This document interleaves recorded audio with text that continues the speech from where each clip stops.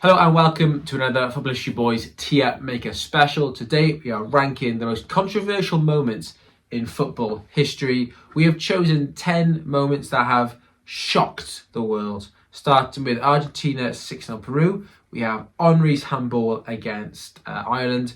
We have Suarez's handball against Ghana. We have the hand of God. Geoff Hurst's second in the 66 World Cup final. Zidane's headbutt. Lampard's goal that wasn't a goal. The Battle of Santiago, the Battle of Nuremberg, and the disgrace of Gijón. What are we thinking? I'm excited for this one. Some of these moments, great on-pitch controversies. We've left the off-the-pitch stuff, and we're only thinking international football here.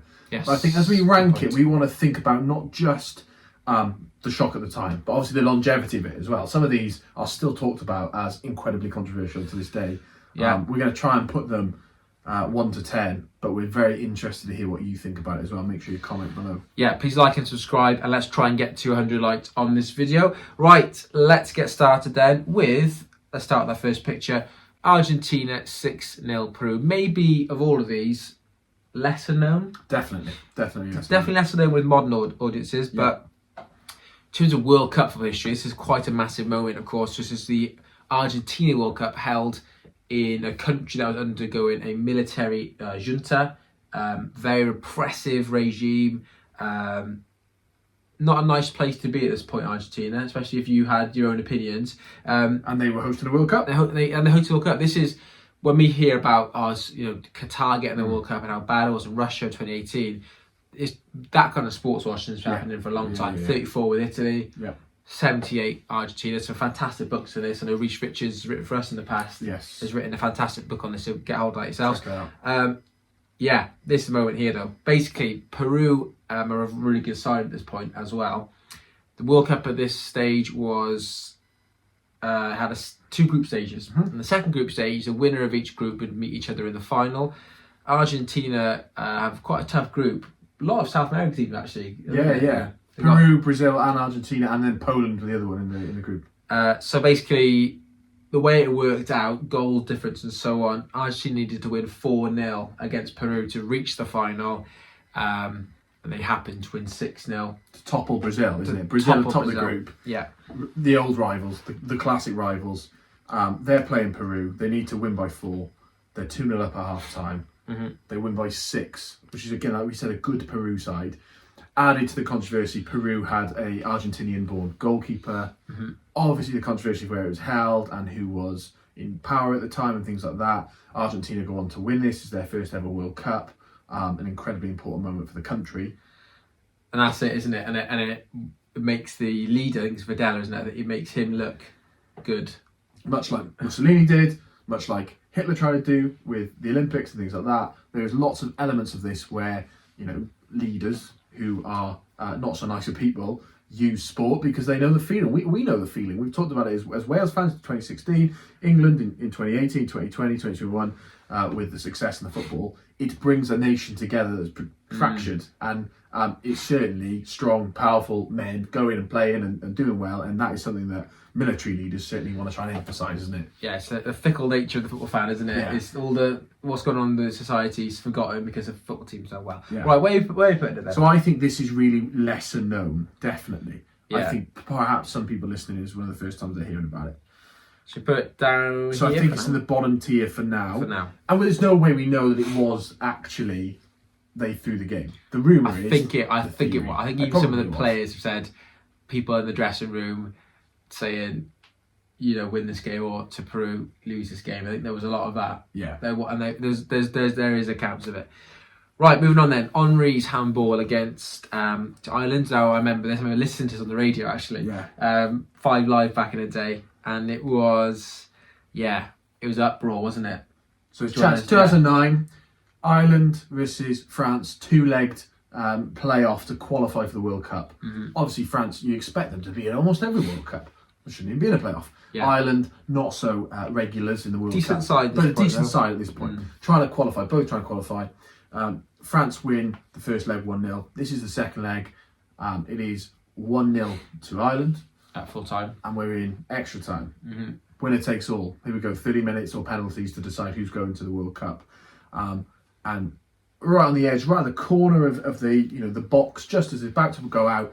Henry, fabulous footballer. We all know his history. You know how great he was.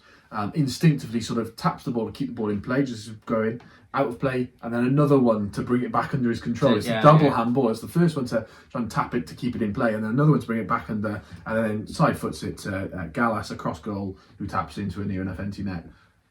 They score. They go to the World Cup. They end up having a terrible World Cup as well, and the whole thing fall apart. Yeah. But such a controversial moment, because obviously Ireland were, for a lot of people, the underdogs, and they wanted to see them qualify. Yeah.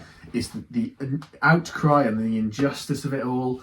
Obviously, VAR's not a thing. Then doesn't exist. This accentuates. There should be technology. They wanted the replay, didn't they? They got denied. I think they probably should have been. Because of what was riding on the game. Yeah. A place in the World Cup is too big to just. Oh, staggering. Yeah. And I remember the outroar, because I was neutral. I didn't care. I'm not Irish. I'm not French. It didn't matter who won to me. But I remember being outraged, like I was an Irishman at that point. Yeah, really annoying. Because it was so just naughty. You can see it's the double handball to keep it Except in. one, but two. Yeah. And this is why really VAR has to stay, because when VAR wasn't there, these moments are so much bigger than the slight offsides now. Yeah. Right, where's it going though? I don't think it's massive compared to some of the ones that are to come, because of. I know it was a World Cup's place, but some of these games to come are finals and quarterfinals, and they're bigger. We talk about longevity, and it's definitely still remembered. It's obviously recency, slight-ish recency bias, is well remembered. Does it have a big impact on the game? It maybe has a little bit of an impact future into the VAR, possibly. But I think it's probably, let's put it 8 to 10 for now. But I would, for me, in terms of how well known it is, I'd put it above Argentina. Okay. Suarez handball against Ghana. This is a year later on. This is the World Cup that the Ireland and France game were trying to qualify for. Quarterfinal, African World Cup. The world is behind Africa. The world wants the African nations to do well. Ghana have been sensational in this World Cup. Like Asamoah Gyan, people like that. So Suleiman Tari. Gripped everyone, isn't it? Gripped everyone. And they are in the quarterfinals against Uruguay. They draw the game 1-1, 2 fantastic goals from Forlan and Montari, and then last minute of extra time, it's a barrage from Ghana. I think it's in Soccer City as well, the big iconic stadium in South Africa. And they're trying to get to become the first African semi-finalists in World Cup history, really huge. Which would have been amazing in the African World Cup. Yeah. The barrage then goes on. They're attacking, and there's corner in the last minute, pinball in the box. Yeah. The ball's cleared off the line once by Suarez with his feet. Yeah. And then this other shot or header comes in, and pretty much the whole Uruguayan team are all just trying to dive into the ball, trying to stop it going in. And Suarez just beats it out, two hands. Penalty's given. Yeah. He gets sent off. Yeah. Jean misses the penalty, hits the bar. Penalty shootout. Uruguay win. What are we thinking? I've got a controversial opinion on this in that it was instinctive. I believe him totally. It was instinctive. He's not a popular guy, is he? We know, and obviously, we could have a top 10 Suarez moments. The biting, the racism, the other things that he's done. Shocking. He is clearly just driven by winning and winning at all costs type person. But that moment there is so instinctive, and I get it. I was annoyed too. I was watching at a camp at the time, and it was that noise that you hear when you watch it with lots of people. It's like, no, I can't believe that's happened. That outrage, that outcry, because they missed the penalty, and he celebrates then as well, isn't it? He's crying, and then you see him miss the penalty. He watches the penalty from the tunnel, just as he's about to walk down the tunnel, celebrates, and then runs down the tunnel celebrating. Dumps out Ghana, controversial, all this business. So I absolutely agree. It is controversial, but a penalty was given, and he was sent off for it. Yeah. Justice is served. Yeah. Jean misses the penalty. For me, that bumps it down. Suarez misses the semi-final as a result as well. Justice is served.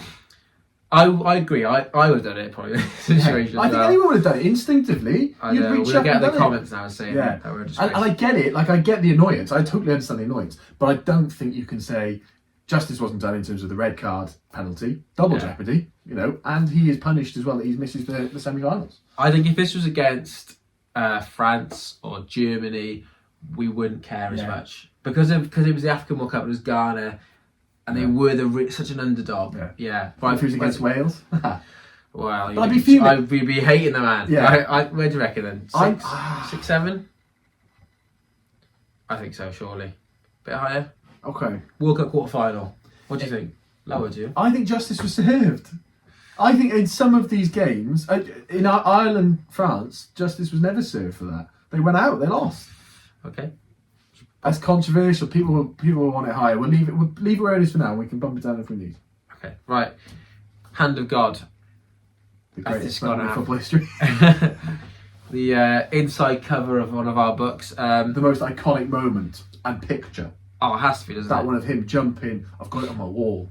A lovely sort of canvas of it, of the just the hand and the glove and the ball being punched over. So, context then, World Cup quarter final again, 86, England, Argentina, 4 years after the Falklands War. Yeah. Massive, Very press and media thing about the game. anti-Argentinian sentiment, things like that. Yeah, definitely. Yeah. This Maradona's been the player of the tournament so far up to this point. He's been absolutely outstanding.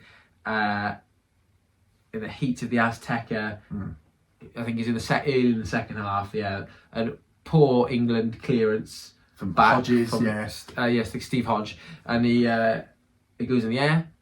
Peter Shilton doesn't get much off the ground. Maradona jumps above him. He's a very short man as well. 5 foot something. Is he 5'5" in here. He's tiny, isn't he? Heads it in with his hands, and 1-0. England go mad. Ref doesn't see it. Pre-VAR, of course. Later in the game, he scores the goal of the century as well to cap it off. This is massive, though, isn't it? I think it's because of Maradona. This is that game epitomises him. Yeah, a genius, but full of controversy. Genius. Yeah. I think this is known globally, isn't it? The phrase "the hand of God," you know it. Exactly that. I knew that when I was probably like 6 years old. Yeah. The longevity of it. Back in the 80s, Maradona scored with his hand. I'm like, what? No way! Hand of God, crazy. The players who are still interviewed today resenting him for it, Well, the Zidane moment was called hand of frog, wasn't it? So it was a bit offensive to French people, but that's what it was known as over in. And you see, whenever anyone handballs it, it's always the hand of something. It's always relating back to that moment as a hand of something. So it's got to be 2 on the top. For me, I'd stick it at 1, and that's. Yeah. Again, justice isn't served for this. But in the same game... They go and win the World Cup. Yeah, they win the World Cup on the back of this. In the same game, he scores the goal of the century, and it is incredible. You see both sides of the man. It is written into football history. I think outside of our aisles, I was interested in listening to a podcast building up to the Copa America and the Euros, and they say actually other countries don't really care about it. Oh really? Yeah, as much interesting. It's forgotten about it. It's happened to 2 nations that aren't there. We're brought up with it from a British point of view. We're Welshmen, but we're brought up from a British point of view because we see it from this side. Obviously, for the Argentinians, it's so iconic. And as a man, he was so iconic. So I think it's got to be high. Maybe it'll be knocked off the top, but for me, I think now it's got to sit at the top. Right, Jeff Hurst, 1966 World Cup final. Now this is a funny one because this goal is kind of forgotten in these aisles. We kind of like a lot of people, British people, English people, kind of like to forget about it. To go on about the later one that's in this list. Yeah, they think it's all over. We've done a react to this video, so you can watch our reaction to this moment. But basically, extra time is 2-2 World Cup final. England against West Germany.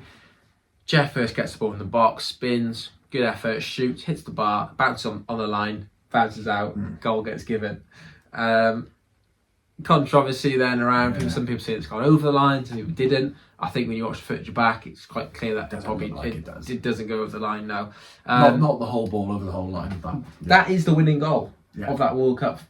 And you see the reaction of the German players, and they are sprinting, they are livid, aren't they? Later on, then he scores again. Another controversial goal because there was people on the pitch. Game should have stopped. But England win the World Cup off the back of this. That's huge. The World Cup's won. The World Cup final. England's only ever World Cup final. 40 years, 50, 60 years I heard all that lines from the songs and everything. This relates back to this moment. It is huge. I think the Germans still resent it.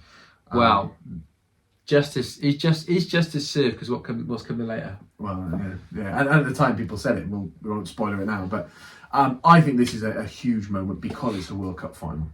2-3 or 4-5? I think possibly 4-5 because we simply don't know. Okay. It does. We don't think it crossed the line. There's been whole articles, and you can find them out there about, the ball did cross the line, and they've done Hawkeye today and things like that, which they can't do. But whether it did or it didn't, we're not sure, and that's the point. I like what your way of doing this today. You like this with justice. I'm interested. Because justice was served for this one. So this is Zidane's headbutt. Yeah. Mark Materazzi and Zidane both scored in the 2006 World Cup final. Later in extra time, then towards the end of the game, near penalties, the two have a bit of a verbal spat. Materazzi says some pretty offensive things to Zidane, I think about his sister, wasn't it? Zidane turns around and just gives him an incredible, the best headbutt you'll ever see. Headbutt to the chest. Yeah, it's not like usual football headbutt where they're like rut heads and then one of them slightly moves it and one goes this was a full on to the chest in his last ever game. Materazzi sells it well too, doesn't he? It's WWE level of sell, of the throw himself down. But I think it's the shock of it, probably. Isn't I'd it? be down. It's heavy. Yeah, it's heavy. It's a heavy headbutt. But that's the point. It's his last ever game. What a way to walk out of football. And we know obviously he goes on to win a couple of European Cups with Real Madrid and stuff afterwards. But what a way to leave your career. Walking past the World Cup trophy. Yeah. As an iconic figure. Already Iconic figure. as well, yeah. You know, a phenomenal football player. The 21st Century Portrait is a video of just him from 90 minutes of the game. You know, he's phenomenal in 1998. Euro 2000. The elements of him, he's such a good footballer. And we remember amazing moments, him scoring for Real Madrid in the European Champions League final against Juventus. But this moment here is what you would ask me when you say Zidane. It's one of the first things that comes to mind. That is the first thing, isn't it? It's the word association with Zidane. His headbutt. Justice is served. Yeah. He gets red carded. Yeah. Italy goes with a shootout. Yeah. So does that bump it down a bit? I think it bumps it down possibly, but I think it is so iconic as a moment. When we talk about football's biggest controversies. Is this iconic moments or controversial moments though? 2 to 3 or 4 to 5? I think 4 to 5. 4 or 5? I think 4. Okay. Frank Lampard's goal, well, it wasn't a goal, against Germany. So 2010 World Cup, what's that, 44 years later. England played Germany. England have got a pretty poor side of this World Cup. They go 2-0 down pretty early on to Germany. Yeah. Then Matty Upson scores, that shows squad depth. 2-1. Then England are on the up. They get another chance straight after. Lampard, lovely goal. Was a really nice goal. Lobs Manuel Neuer, bounces over the line, bounces out. Yeah. Referee says no goal. Linesman says no goal. But it is literally, this amount is such a far amount. I remember watching it, cheering on Germany as a Welshman, and it went in, and I was flipping it, they've scored again, and it wasn't given. Just the game carried on, and you see the replay, sort of 30 seconds later, and you're like, oh my gosh, it was so far over the line. I remember being a bit, I know it was England, but I was quite disappointed because I was looking forward to a good game. Yeah, but it would have lit the game. It would have been 2-2 because this wasn't a good World Cup. We said this before. 2010 World Cup was rubbish, but there was not many goals, not many games with goals. This would have been 2-2 after about 35 minutes. Yeah. Gets robbed away from us this great game, and then after that moment, England capitulate. Yeah. 2 more goals to Germany, 4-1. It's a bit of a hammering.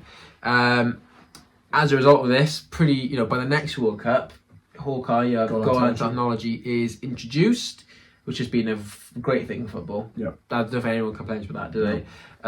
People did initially, I don't remember, but I know, but it's worked well, isn't it? Other than that one time, Bournemouth, Sheffield United, when it didn't, and you see the importance of it, when it didn't work that one time, COVID season, the Premier League, it near enough relegated Sheffield United. So it is important. It's not going anywhere. No one now, when there's the complaints about VAR, get rid of it. No one says anything about goal line technology. No, that's on the stage. But I think, this moment was big because it did change football. But justice wasn't served. No. But something happened to rectify it globally later. But I think that's why it's so controversial, maybe because I'm thinking down 6 or 7. Okay. Maybe in 7. Okay. What do you think? I think the impact it's had has been significant. Just remembering back Blatter's quotes at the time, which again you can read about in our book. Have a look. Blatter, FIFA president, said on that moment, I think he was in the stadium probably, given the stakes of the game, turned away and was like, we need to do something about this. We need to fix this because of that. And it leads to something big. So I suppose it has been fixed eventually. 6? Put it 6. Okay. Put it 6. Battle of Santiago. So we'll go right back now to 1962. I I did a reaction to this on the channel years ago. Yeah. Back, I think, before COVID. And basically, it's two teams. It's the World Cup's in Chile. Italy turning up. There's a bit of verbals going on before the game. I think the press in Italy had complained quite a lot about the standard of like living and what they were seeing in Chile and how they've been treated in this, which angered the Chilean sort of authorities and the players. From the two sides met, I think pretty much from the first minute, it just became an all-out battle or war on the pitch. The referee, Ken Aston, English referee, really struggles to handle it. I think there's a red. So there wasn't red card, yellow cards. Attempts to dismiss someone, isn't he, from the pitch? That you can send someone off. Yeah. I think you can put someone in the book and you can send them off. And I think he sends someone off quite early on, and the army has to come on and remove the player because it's such a chaos. It's a staggering. Later on, then you see the worst tackle in history. I think it's Mario David on one of the Chilean players. He literally flying through the air and he just kicks him in the head. I think he gets away with it, and then later on, then that Chile player turns around and lamps someone straight in the face. Floors him. And he gets sent off. I think there's 4 players sent off. If it was a game now, there'd be yellows everywhere. But the referee struggled to control it, didn't he? And I think that he's the referee then who introduced red yellow cards by the 1970 World Cup. I'm say. Story has it, goes away. As I think about it, goes a bit of a humiliation, I suppose, for him in terms of he can't control it. At some traffic lights with his wife, as he recalled it, and he was like, okay, red, stop, you're off. Yellow, sort of, is a warning sort of thing. Green, we haven't got. But, those 2 cards then he brings in, he designs. And 1970s when we see them appear in the first World Cup that they're used in. And again, you'd never say, let's bin cards now.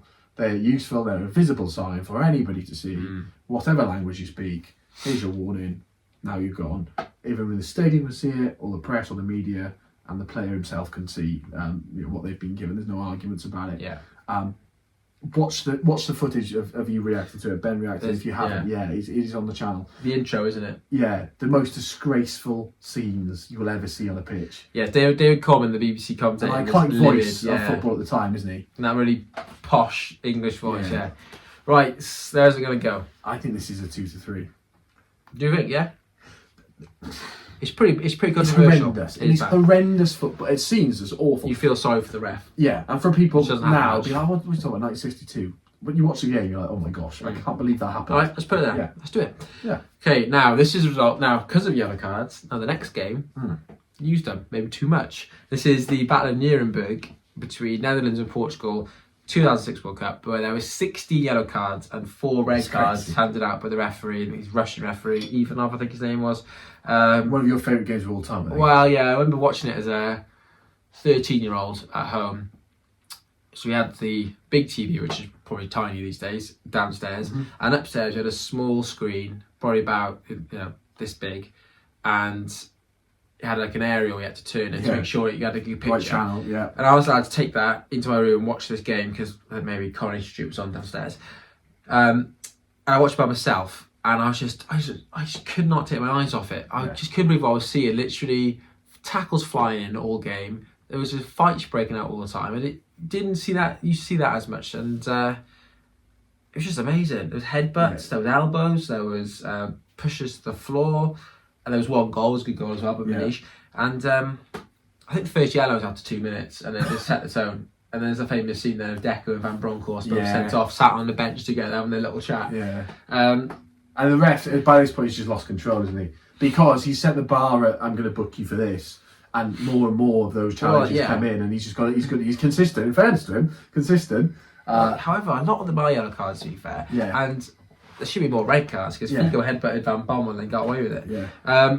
Now, what I would say about this is, obviously, both sides are at it. So the controversy, I don't know,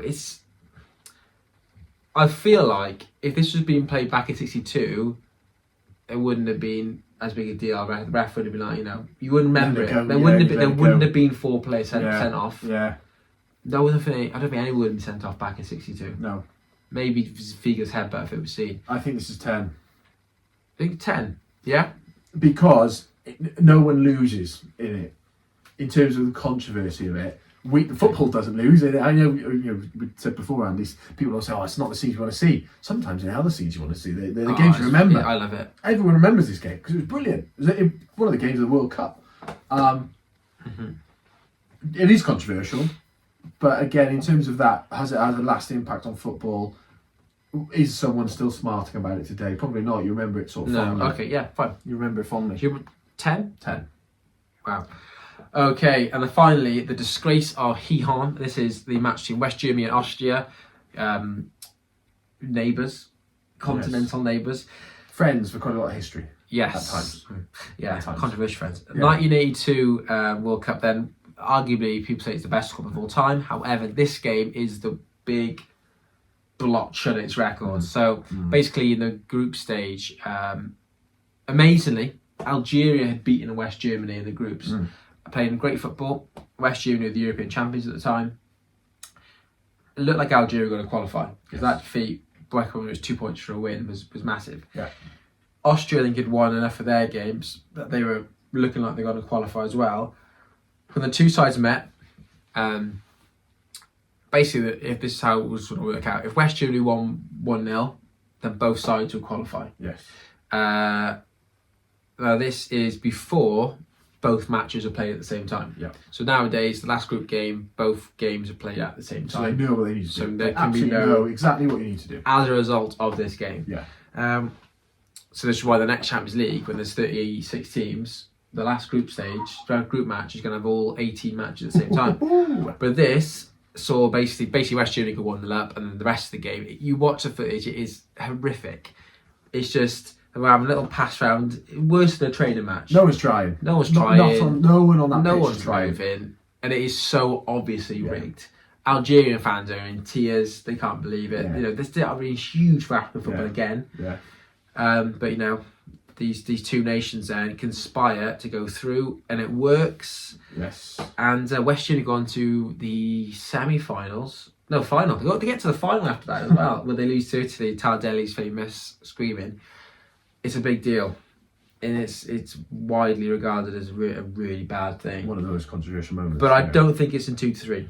No, I think we need to bump it down. Obviously, you said it has the impact in terms of they change it now that every group game is played on the last at the same time simultaneously. Think of the last day of the Premier League; they do the same thing now. Everything like that, isn't it? So you get a fair crack at it. You don't get anything like this happening because it is crazy when you watch it. I don't think though. Yeah, I think I would put it for me 4-5 and then bump Zidane up. Zidane up. Zidane second. Up. Zidane second. This fifth. Okay. Are we happy with that? So let's go through it. The most controversial moment in football history is the hand of God. Maradona's opening goal against England in 86. Yeah. Zidane second, Bata Santiago third, Jeff Hurst fourth, Hehan fifth, Lampard, Suarez, Henry, Argentina, Bata Nuremberg. I don't mind that list. I'm sure though everyone's going to have different opinions, and that's brilliant. Yeah. Because the way you look at it is different. Yeah. We've kind of, as we've been doing it, start talking about justice being served and all this stuff. I think looking at this right now, I'm thinking those top two moments are probably what I would think if someone told me. Controversial moments, I'd go, 86, 2006. Yeah. Happy with that? I am. I love that. I think it's a really interesting one to try yourself, so do check it out. Yeah, we'll leave a link in the description below for this one. So once again, please like and subscribe, and if that's everything, see you on the next one. We'll see you next time. Cheers.